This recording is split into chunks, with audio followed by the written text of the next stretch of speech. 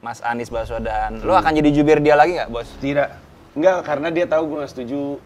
Karena gue udah ngobrol dari kan kita ngomong terus gue bilang, Pak, ini kalau boleh milih nih, mendingan Bapak maju jadi gubernur aja. Pengakuan jujur mantan tim sukses Pilgub DKI tolak pencapresan Anies.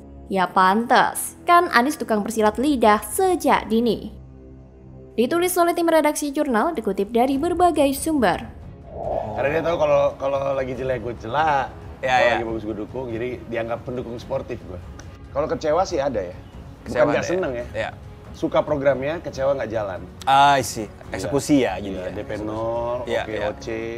Halo, kembali berjumpa dengan suara Fani Bakri di channel media 45. Pro dan kontra pencalonan Anies Baswedan sebagai Capres 2024 terus berlanjut. Salah satu pihak yang terang-terangan menolak pencapresan mantan Gubernur DKI Jakarta itu adalah Pandji Pragiwaksono. Dalam video kanal YouTube Komisi.co yang diunggah pada 15 Juni 2023, komika dan juga aktor tersebut mengungkapkan ketidaksetujuannya terkait pencalonan Anies Baswedan sebagai presiden. Mantan jubir Anies Baswedan di Pilgub DKI 2017, Pandji Pragiwaksono, mengaku tidak setuju Anies maju sebagai capres di Pilpres 2024. Hal tersebut berawal dari Rian Ernest sebagai host yang menanyakan terkait pencalonan Anies Baswedan sebagai presiden. Dengan tegas, Pandji Pragiwaksono pun menjawab bahwa ia tidak setuju. Tidak, kata Pandji dikutip dari channel YouTube Komisi.co. Pandji juga menegaskan kalau ia tidak akan menjadi jubir Anies lagi di Pilpres 2024. Lebih lanjut, Pandji pun mengungkapkan bahwa ia lebih memilih Anies Baswedan maju sebagai gubernur lagi ketimbang presiden. Sementara itu, ketika ditanya apakah kebijakan Anies selama memimpin Jakarta sudah dijalankan sepenuhnya atau belum, komika papan atas itu pun menjawab kalau ia kecewa karena ada program yang tidak sesuai janji Anies seperti yang dijanjikan saat kampanye Pilgub DKI. Ia pun mengungkapkan alasannya. Menurut Pandji, ada program Anies Baswedan yang cukup bagus dan sayang apabila tidak dilanjutkan. Misalnya, rumah DP 0%, lalu OKOC. Namun pada akhirnya program tersebut malah tersendat. Sebenarnya sih sependapat dengan Pandji agar Anies Baswedan tak maju sebagai capres pada Pilpres 2024 nanti. Bukan karena membenci Anies, melainkan karena demi kebaikan bangsa ini. Apalagi menilik kasus utang Pilkada DKI 2017 silam, semakin menunjukkan gelagat ketidaktransparan Anies dalam menjalankan jabatan. Terlebih, ketidaksetujuan Pandji sendiri bukan tanpa alasan, karena ia juga pernah membeberkan kalau Anies itu tipe orang yang mahir bersilat lidah memainkan kata-kata untuk memperdaya warga DKI Jakarta. Ya, walaupun berita penolakan Pandji Pragiwaksono yang merupakan tim sukses Anies Baswedan saat mencalonkan menjadi Gubernur DKI Jakarta sudah lama tersiar. Akan tetapi hal itu tetap menjadi pengingat bahwa kita sebagai orang yang waras mampu memilah dan memilih mana pemimpin yang benar-benar amanah.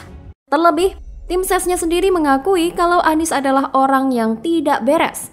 Apa kabar publik yang taunya cuma bagus-bagusnya Anies doang? Inilah yang kemudian menjadi perhatian kita bersama. Mengapa memilih seorang pemimpin tidak hanya berdasarkan kosmetikasi semata? Melihat sosok pemimpin tidak hanya dari bungkusnya saja, akan tetapi melihat bagaimana rekam jejaknya dan visi misinya membangun bangsa. Apakah sudah selaras dengan ideologi Pancasila dan memihak pada rakyat kecil atau tidak?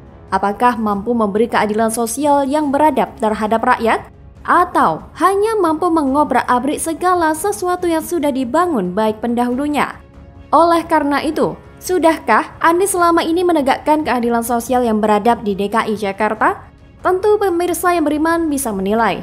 Ya, walaupun pada faktanya Pandji Pragiwaksono selaku tim sesnya Anies sendiri menentang keras ia maju capres dan lebih baik mencalonkan lagi sebagai Gubernur DKI Jakarta periode kedua. Tapi apakah Anies mampu memperbaiki Jakarta menjadi lebih baik?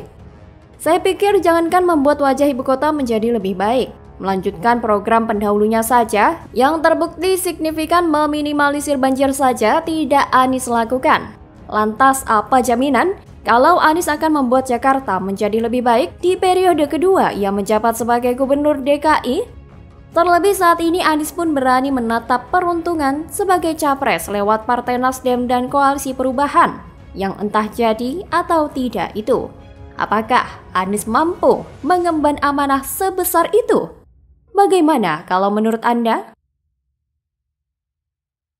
Kenapa kau berpihak kepada asing? Anjing, babi. Kenapa engkau tipu-tipu kau punya rakyat?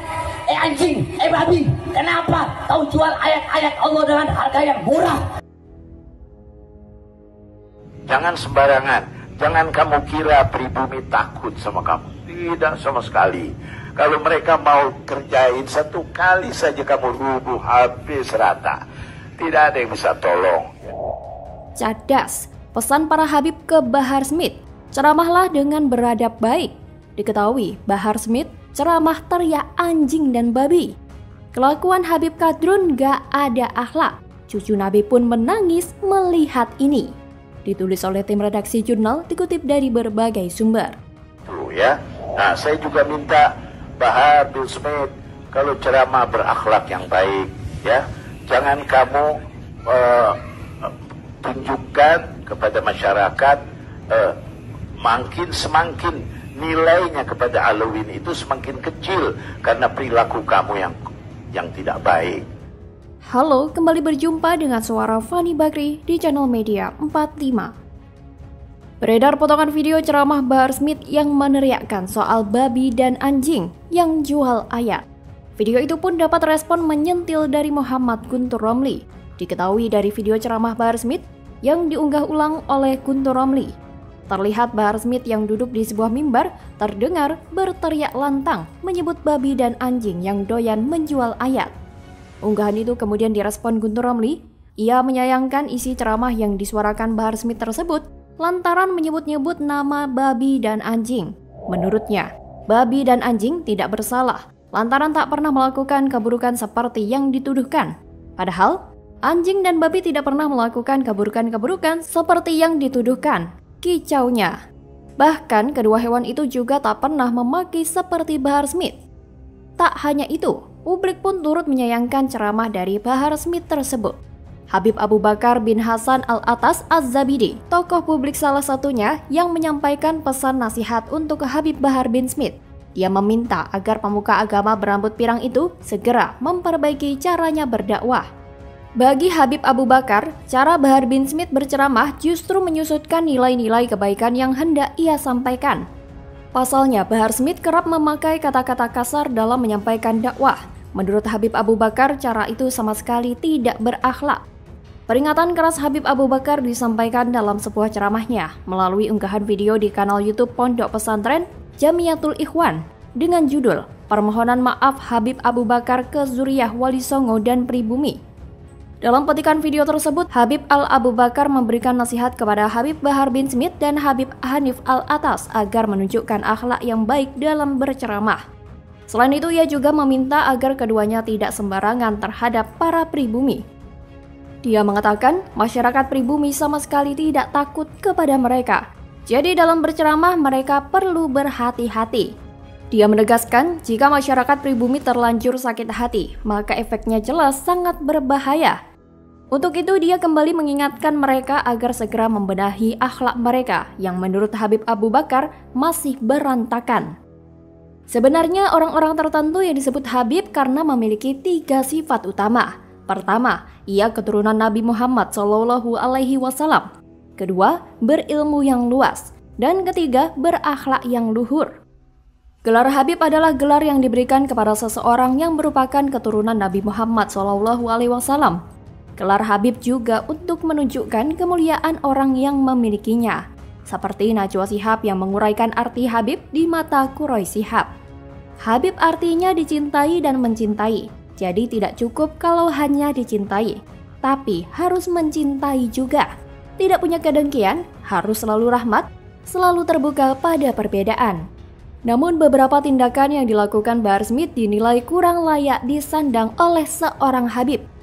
Masyarakat tidak memungkiri bahwa Bahar Smith adalah keturunan Nabi Muhammad SAW.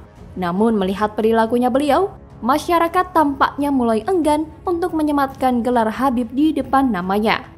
Tentu kita sudah mengetahui tingkah Bahar Smith dari dulu hingga sekarang. Dengan perangainya yang kasar dan perkataannya yang juga kasar, Tindakannya yang cenderung anarkis menjadi pengacau bagi persatuan.